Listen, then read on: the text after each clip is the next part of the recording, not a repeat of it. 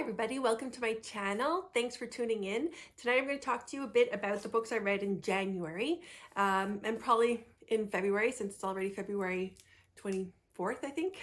I'm a little bit late. I wasn't feeling well for a few weeks, but I'm back on track now. And yeah, I'm just going to go right into it and keep it brief as always. And hopefully, like I said, you'll find a book that you enjoyed. The month of January wasn't great for me. There was a few disappointments and yeah, nothing really out of the ordinary, nothing substantial really happened in January. February, that's why I'm eager to talk about February, because so far I've had a better month in February for reading. So yeah, so without further ado, I'm just going to tell you what I read in January. So I did The Island of Missing Trees by Elif Shafak, which was an actual physical book. I gave it 4 stars.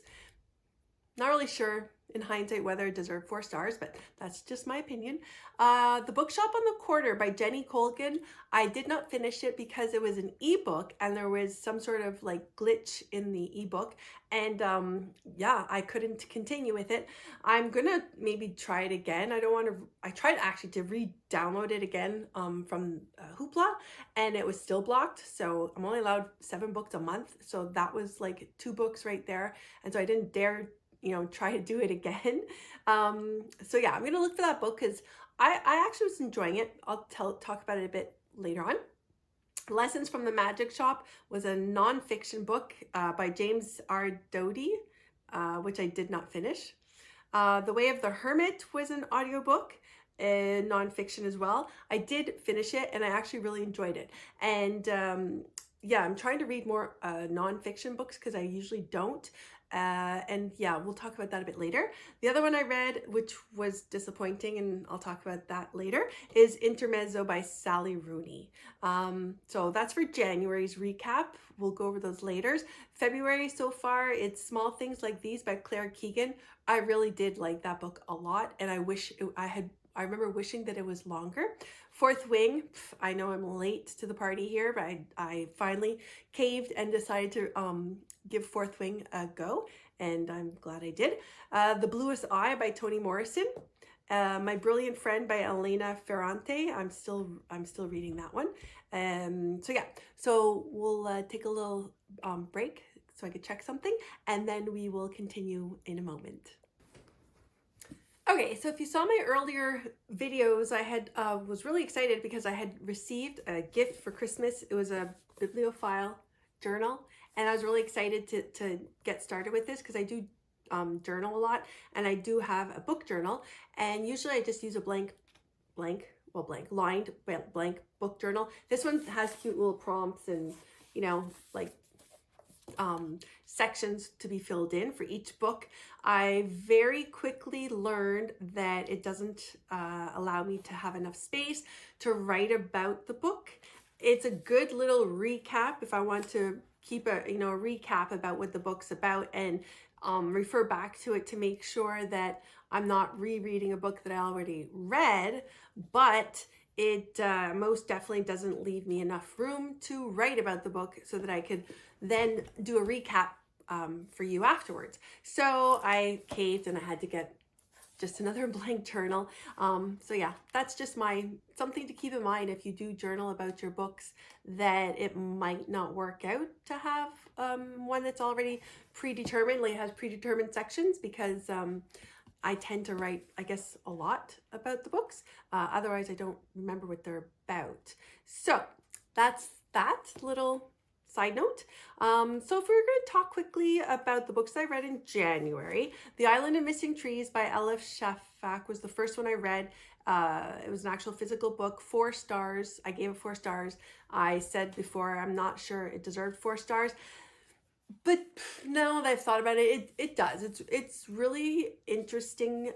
Okay, so let me just say that it takes place in Cyprus. It goes back and forth from 1970s to the 2020-ish. So there's 2 families, well, a boy and a girl actually, that's what the story's about. One's Greek and one's Turkish. And if you know anything, I knew that there was conflicts between Turkey and Greece. I didn't know why, and this is only because I've had friends growing up that were Greek, so I know that Turkey, yeah, they didn't. It's terrible to say, but there was conflicts between Turkey and Greece, and this doesn't really explain. It doesn't really, unless I missed it, it doesn't really explain why there was conflicts. But this one place in particular is it's kind of divided. And during peaceful times, which the book starts off with, there's still like tension between the two sides, but they coexist quite nicely. And this Greek boy falls in love with a Turk. I'm sorry, I should look that up and see how you say it properly. Anyways, girl, and they keep it a secret because yes, although everybody lives somewhat peacefully, you know, you don't marry or you don't fall in love with somebody from the other side. So it shows them growing up and how they have to hide their love, and then there's bigger conflicts, and the whole time there's a point of view, or the narrator is a fig tree for half the book, an actual fig tree. So it allows the writer to give you insight that takes, you know, things that take place that our main characters don't necessarily see because they can't be everywhere all at the same time. I'm not explaining this very well, probably. All that to say, it was a good story. There's a daughter that's later on in the 2020s era of the book, and so we get a recap of them going back to when they were younger, and the mother's not in the picture, and I won't tell you why because I don't like ruining books for people. But it's a love story, and it's a love story that's conflicted and comes to fruition, and a lot happens. It was a book that I'd never read about, a genre that I've never read about, I guess, or an area in the world where I never read a book about that area. So I like that because I do like historical fiction. And I like reading about books that take place in other parts of the world. So for me, it was a good book. It was well written. It was a quick read. I read it rather quickly. Yeah, and I've heard of this author ever since I read this book. I've heard of this author.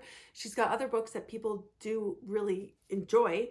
So I'm definitely going to look for those, and I would read her other works. Yeah. So next book is The Bookshop on the Corner by Jenny. Who was it? By Jenny Colgan. As I said earlier, I didn't finish this book. It takes place in England, and then the woman, she's a librarian, and the library is kind of becoming obsolete, and so she's going to be looking for a new job, and she doesn't know where she's going to fit in. So she decides to venture off, and she looks to buy a van, and she's going to turn the van into a mobile bookstore, and she travels to the Highlands of Scotland to purchase this van, or to look at this van in a small little quaint town, and she ends up staying there as far as I know. And again, I don't want to give away too much. And to be honest, I didn't even get to finish the book because there was a problem with the ebook. But I will 100% look for this book. I'm curious. I want to see how it finishes. I liked it. I guess I would consider it kind of a fluff book. It's not deep. There's love interests in there. I think it's going to be like a happy ending book, which sometimes is nice. It's sometimes fun to have a fluff book. Yeah. So the other one I read is The Way of the Hermit, which I did not finish. No, I did finish. The Way of the Hermit, I did finish it. Sorry, I'm getting confused. But there's a book I missed here. So hold on. I'm going to check my other book because, as I said, I have 2 books. So I'm trying to keep track of what's what. Okay, so I checked my other book, and it's Lessons from the Magic Shop by James R. Doty, MD, nonfiction. This one was an audiobook, and as I said earlier, I'm trying to do more nonfiction. I just need to find the right genre of nonfiction. A lot of the ones that I am more like attracted to, I guess, are the self-help types, or not spiritual, but like bettering yourself, I suppose. But then it's a hit and miss because A lot of them become very spiritual, which I'm not against it, but it's just not for me, as that doesn't interest me. And a lot of them can be quite dry. A lot of them are for people who might be seeking help to overcome bad life situations, which isn't my case. I'm just looking for something that's a bit kind of like motivational, or anyways. What I did discover, so because this is what I didn't finish, what I did discover is that I do enjoy books about people who have overcome difficulties, or have struggled, or have an interesting life story to tell, or something to teach us, I suppose, but not in a teaching way, more in like a story way. And so I came across The Way of the Hermit by Ken Smith. It's his incredible 40 years living in the wilderness. The reader is Dean Williamson. This was an audiobook. I actually gave it 4 stars, and I finished it, in a week. I don't listen to audiobooks all that much. So this man, he lived in, I think it's the 70s. I want to say it took place in the 70s is when it started. So he had this horrible incident where he got beaten up really badly. He was from England or Scotland, I don't know. But he got beaten up really badly and he almost died, actually, for no reason, just wrong place, wrong time. And he was in the hospital for quite a long time. And once he got out, he says, I guess he felt, I need to change my life. This life, this day-to-day rat race, whatever you want to call it, isn't for me. So him and a friend went to Canada, actually. Yay. They went to northern Canada, the Yukon and what have you, and backpacked and lived off the land. And so he talks about his difficulties and struggles and the great things as well, the great people that they met along the way. And they went, back and forth. They went to Alaska sometimes and whatever. And then at some point, I guess his friend left. So he ended up leaving and went back to England and decided, yeah, this still isn't the life for me. So he ended up in the Highlands. There's a coincidence here, but the Highlands of Scotland. And there he stayed, and yeah, his struggles and difficulties and challenges and rewards and his life there. And it sounds maybe a little dull, but I really enjoyed it. It was well done. The narrator did a good job. I don't know how it would go to read the book. Might be a bit of a challenge, but he brought in some humor, and there's some really heartwarming occurrences that he narrates quite well. So yeah, I would definitely recommend it. The Way of the Hermit by Ken Smith. I give it 4 stars, and I think if you like that type of book, I think you would like this book. So the next one was a bit of a bit of a disappointment. I shouldn't say that. See, it depends on your what's up in your life. Like, what am I trying to say? Like, a book might be horrible today that I read it, but in 3 years from now, if I were to have read it for the first time, it would be a great book. It just, my mindset is what I'm trying to get at, where I am in my own mind, I suppose. So Intermezzo with Sally Rooney. I read it. I asked for it for Christmas. And I got it as a gift. Yay. And, I had high hopes for it. I don't know why I've had high hopes for it, to be honest, now that I think of it, because I read 2, if not 3 of her other books, for sure 2 of her other books. And it's almost like I feel like I'm supposed to like them, but yeah, I really don't. I don't dislike them. I just don't think they're for me. So this one takes place, Ivan and Peter's dad have died. Ivan is the younger brother. Peter's, I think, about 10 years older. So there's just the 2 boys. Their father dies. Their parents had been divorced. Ivan, they don't really get along. Ivan's a chess, not a prodigy, but he's a brilliant chess player, the younger brother. The older brother is an attorney. Yeah.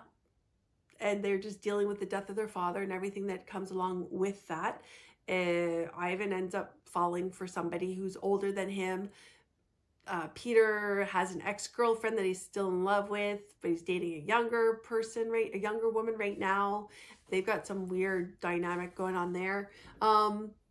yeah, so it just shows them over time struggling with the death of the father, and the whole book I think probably takes place in, I don't know, I'm gonna say 2 3 weeks, 3 week period. And yeah, their relationship and their relationship with the girls, the women in their lives and friends, and yeah, I don't know, it's just not for me. Her style of writing too, I've said this before, she doesn't use punctuation, and a lot of times the way she was writing it, I should put an example. Maybe if I think of it, I'll put an example here of the writing. It's almost like a conversation in a person's head. So there's no like, today I went to the store, or today he went to the store. It's went to the store. Like it's, I don't know, it's hard to explain, but it's a really weird way of writing. So the next one is when I started using my new journal more so, and that would be The Bluest Eye, right? Yes, The Bluest Eye. So that one I read in February by Toni Morrison. Again, this is an older book. See, that's what I didn't write. I want to say this book is maybe like 1970. Don't quote me on that. Did I write it in here? That's something I should start writing. Is when 1970. Yeah, I was right. 1970. So definitely an older book. She's a very different writer. I'm not really into whole trigger warnings and what have you, but if you are somebody who's concerned about triggers, then definitely look at what the triggers are in this book, because there are numerous triggers. The language that's used, there's like sexuality that's like way out of here. Even for me, I have to say, like, and I'm not into triggers. But there was part in this book in particular where I thought the person was actually thinking it in their head, but no, they're actually doing it. And it was just, it's horrible. She's very blunt, very descriptive, and she doesn't hold back. So I'm just warning you. Other than that, it's a interesting story. What's it about? Well, it's about this young girl. So it's about Black families in Ohio back in like the 1960s. And obviously, I shouldn't say obviously, but it's still, don't want to get political here, but it was a tough time then, extremely tough. And this one young girl in particular, all she wanted in her whole life was to have blue eyes, the bluest eyes.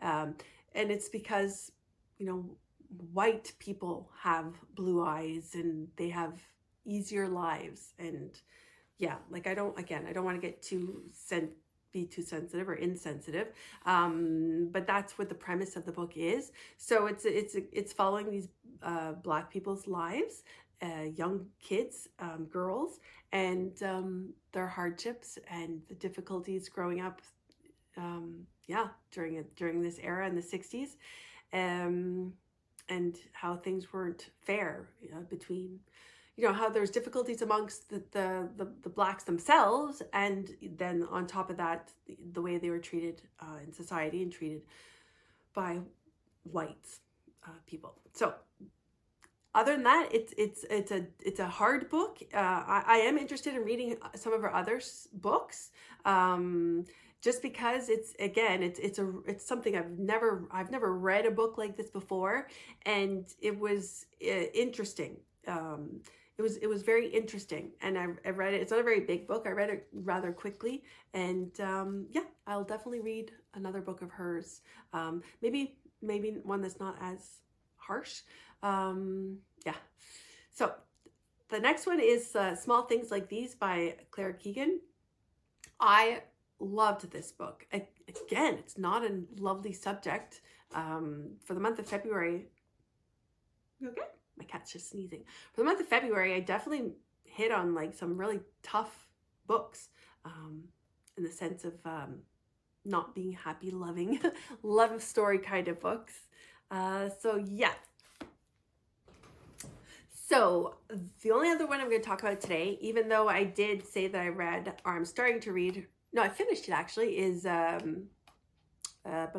Fourth Wing by Rebecca Yarros. I'm not going to talk about that one. I'm going to save that one and talk about it for my February wrap up, because this is getting quite long and I don't like my videos to be too long. And I keep stopping, by the way, because I don't know, maybe I'm doing something wrong. But when I go to download the videos, if the video is too long, then it takes too long to download and I get impatient. And so I try to do like little snips of videos. Yeah, so that's just a side note. So the next one I'm going to talk about is Small Things Like These by Keegan. This one, I really liked it. It takes place in Ireland, and it takes place in 1985. So what it is this man's name, Furlong, has a wife and 5 girls, and he's a stand-up kind of guy. They've got a really nice family. They're not rich, they're not poor, everybody's good, and he delivers coal and wood, and he's they're in a small town. I said that already. And what it is that there's a church that takes control. No, it doesn't take control. Back then, and in Ireland, I suppose in Canada too for certain, anyways, I'm babbling. So what it is that the church has its fingers in every aspect of everybody's lives. So you want to behave in a certain way that you don't upset the nuns and the priests and what have you, because yeah, they can make your life miserable. They control the schools, they control, you know, almost everything. And control is maybe not the right word, because it's obvious to people who live there, but it's like one of those secrets that is not a secret, but it is a secret sort of thing. Anyhow, he delivers to the nunnery, I think, or the monastery. And so it's well known that they have a laundromat there. And young girls, I forget what they call them, but like girls that, you know, might have gotten themselves pregnant, or they might have gotten in trouble, or what have you, are sent there. And they end up working in these laundromats. And apparently it's a thing. It's the Magdalene girls. It's a thing. And they were running, I looked into it afterwards. They're almost like slavery, I suppose. The conditions weren't really good at all. Were they there? They were there not on their own. Oh, my cat just jumped up. They're not there on their own merits. Like, they're not there because they want to be there. They're kind of forced to be there. Is it jail? No, but yes. Anyway, so yeah, something happens that he just can't turn a blind eye anymore. And I don't like giving away too much, because I like going into a book knowing as little as possible about it. Because a perfect example is Fourth Wing. I know I wasn't going to talk about it, but I am going to talk about it, because I was listening. Everybody's read that book except me. I mean, I'm exaggerating, but I'm not. Anyways, I'm really scattered today. I apologize. Just to finish off, Small Things Like These. Excellent book. I am 100% going to read her other works. They're too short, in my opinion. They piqued my interest enough that I ended up looking up other books about the subject of these Magdalene girls, and even movies. There's a couple of movies that I wasn't able to find, but they exist. A documentary, actually. I was just really fascinated by this. It was something that I didn't know about. I've been to Ireland a few times. You know, I have Irish blood in me, so it's a area of that piques my interest. And if you're the same, if you like historical fiction, even it's not nonfiction, but it's based, I believe, on true things. Excellent, beautifully written, very short, concise, to the point. I loved it. It really gives you a good insight into that era and that place and time. And so, yep, I would highly recommend it. So yeah, my point being about not giving away too much about a book is that I listened to Edward. Oh no, I don't know his last name. A book talk, YouTube, oh my God, I'm terrible tonight. BookTube guy, Edward in the box. I don't know. Jack Edwards, there we go. Love him to death. And a lot of the books that he recommends, I actually do read and enjoy very much. Having said that, sometimes when you hear too much about a book or something that you really respect tells you about a book and tells you negative things about it, then I have this in my head. And so when I go to read the book, I keep thinking about what that other person said about it, and it kind of could sometimes ruin the experience. So all that to say, these are my opinions about the books that I've read, and hopefully you find one that you like as well. And yeah, we'll see you again soon. Thanks. Bye.